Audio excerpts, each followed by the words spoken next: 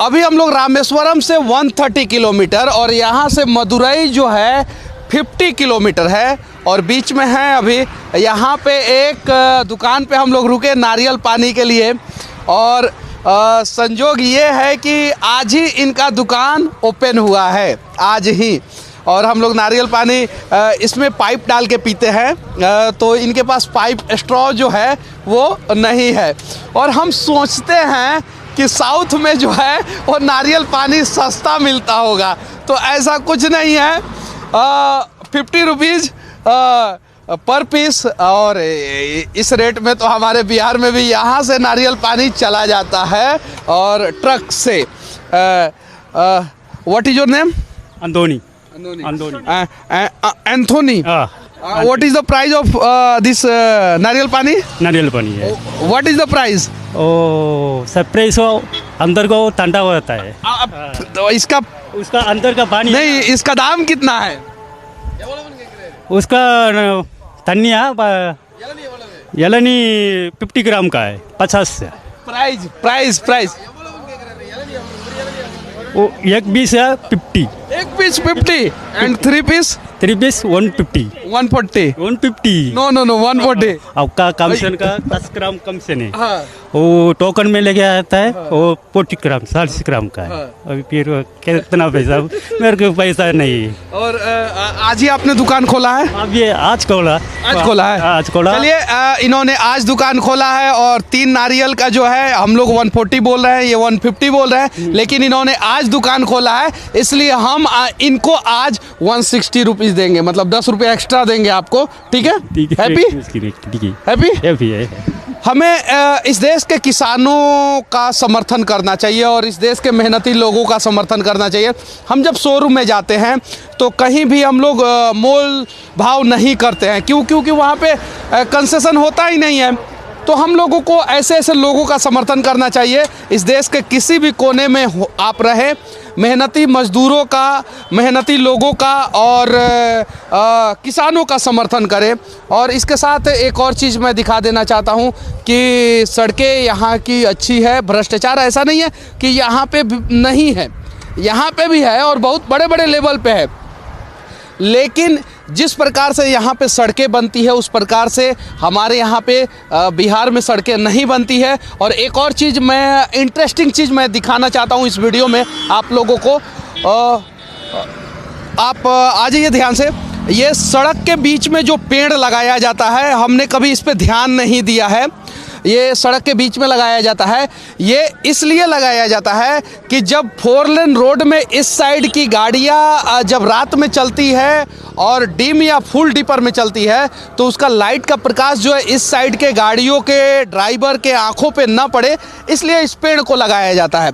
लेकिन अक्सर बिहार के हाईवे पे हम देखते हैं कि इस पेड़ को बकरियां चर जाती है और इसको भी प्रॉपर तरीके से नहीं लगाया जाता है।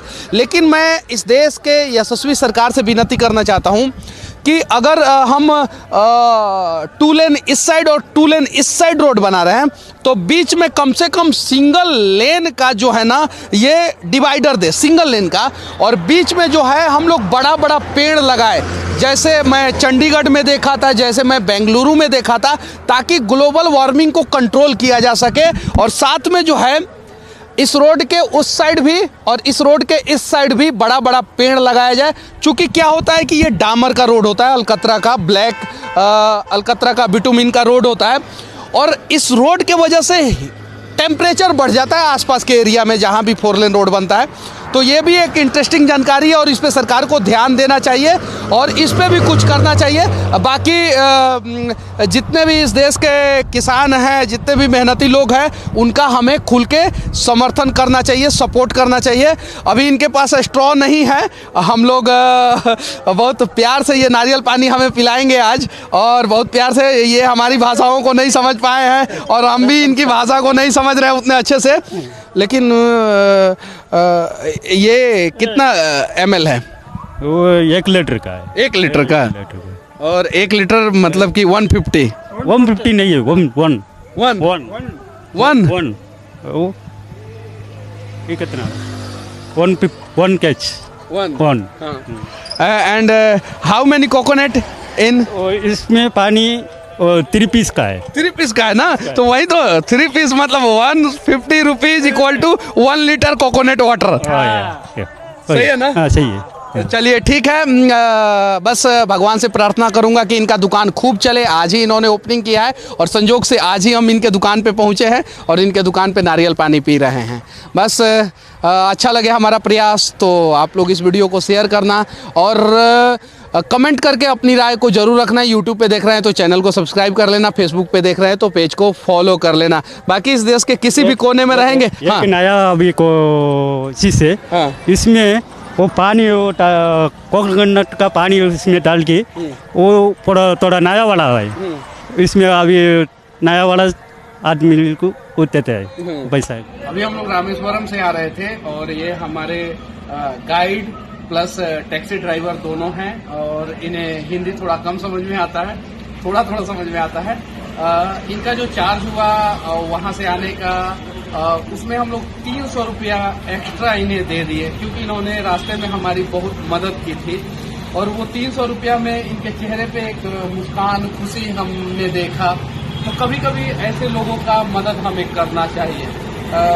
ये यहाँ तमिलनाडु से हैं और मैं बिहार से हूँ, लेकिन बोथ आर इंडियन या ना, तो इसलिए हमने इन्हें मदद करने का प्रयास किया। और जब हमने 300 रुपया एक्स्ट्रा दिया ना तो इनके चेहरे का खुशी देख के मुझे लगा कि छोटी छोटी प्रयास से और छोटे छोटे मदद से आप जो है किसी के चेहरे पे बड़ी बड़ी खुशियाँ जो है बिखेर सकते हैं। What is your name? R Mohan. नाश्ता हो गया, खाना हो गया। चलिए। अभी हम लोग मीनाक्षी टेम्पल दर्शन के लिए आए थे और मदुरई में हैं और जिस होटल में रुके थे उस होटल में ये दद्दा जो है हमारी भरपूर मदद किए हैं और हमारा जितना भी कपड़ा गंदा था वो सभी इन्होंने साफ करा के, इस्त्री करा के हमें दे दिया और बाकी उसके अलावा भी जो कपड़ा गीला था उसे सुखा के दे दिया।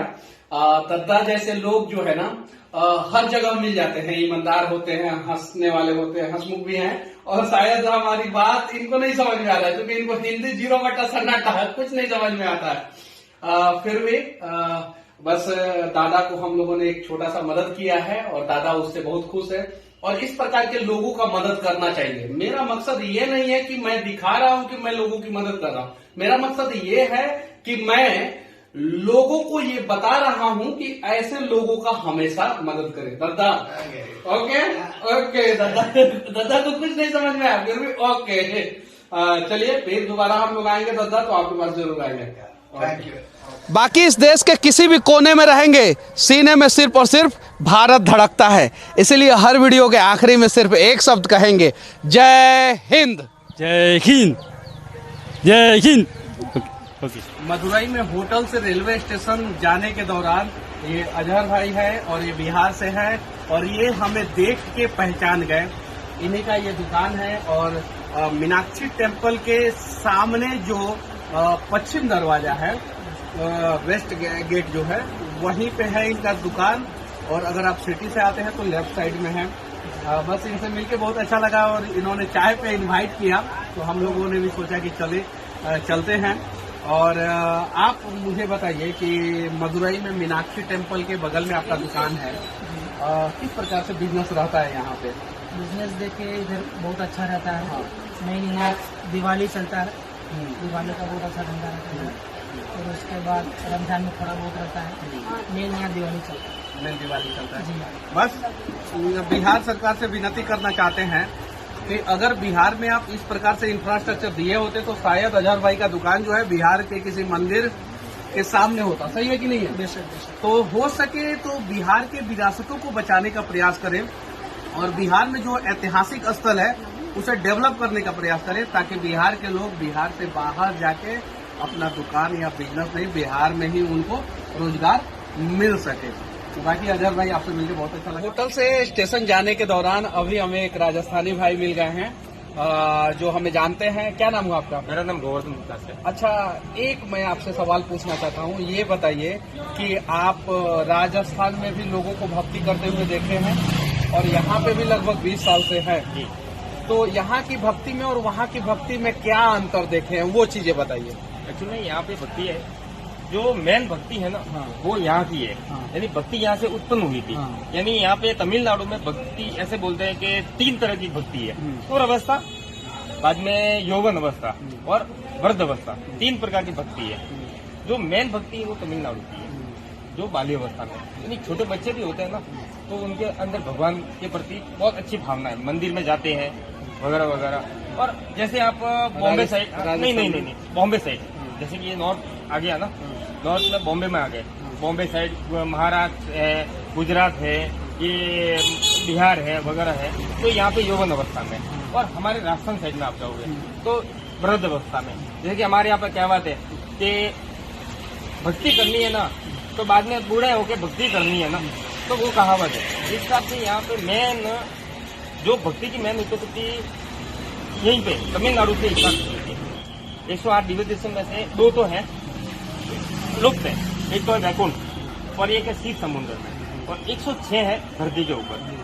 उसमें से 86 यानी 86 तमिलनाडु में व्याप्त है। क्यों? कि यहाँ पे भगवान ने स्वयं इधर आगे दर्शन दिए। यहाँ पे यानी लोगों ने बुलाया और भगवान खुद पधारे हैं। इनका कहने का मतलब है कि 108 दिव्य दर्शन है, जिसमें से 2 एक वैकुंठ और एक क्षीर सागर के अंदर है, जो लोगों को दिखता नहीं है। लेकिन बचा 106 में से कितना यहाँ पे? 86 यानी 86 तमिलनाडु में है। यानी ये तमिलनाडु हिंदुस्तान का धर्म का नगरी है।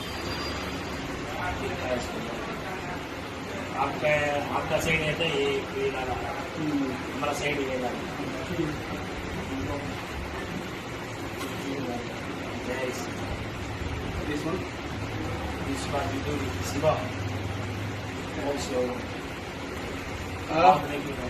हम लोग पिछले 10 दिन से साउथ में हैं और अभी कुछ दिन और रहने वाले हैं। जहाँ भी गए, जिस होटल में गए, उस होटल में ये चंदन, कुमकुम और विभूति जो भगवान शिव का होता है, वो हर होटल में मिला हमें। भगवान शिव का, शक्ति का, और ये चंदन मंगल के लिए चंदन है यहाँ पे, शक्ति के लिए यहाँ पे कुमकुम है, और भगवान शिव का भस्म है, और मंदिरों में भी मिलता है। इस प्रकार के संस्कृति और सभ्यता की रक्षा करने की जिम्मेवारी पूरे देश के लोगों की है, लेकिन अभी शायद से उस जिम्मेवारी को साउथ के लोग अच्छे ढंग से निर्वाह कर रहे हैं, और हम नॉर्थ के लोग शायद से थोड़ा सा कमजोर पड़े हैं। तो हमारी भी रिस्पॉन्सिबिलिटी बनती है, जितने नॉर्थ साइड में भी होटल हो, उन होटलों में जो है ना इन 3 चीज का व्यवस्था होना चाहिए, चंदन, कुमकुम और भस्म का, ताकि सुबह में जब भी लोग निकले तो चंदन लगा के निकले। और यहाँ पे हर होटल में रहता है, हर होटल में, और शक्ति का प्रतीक होता है, शांति का प्रतीक होता है, समृद्धि का प्रतीक होता है। बस बाकी हमारा ये प्रयास कैसा लगा आप लोग कमेंट करके जरूर बताना। Thank you.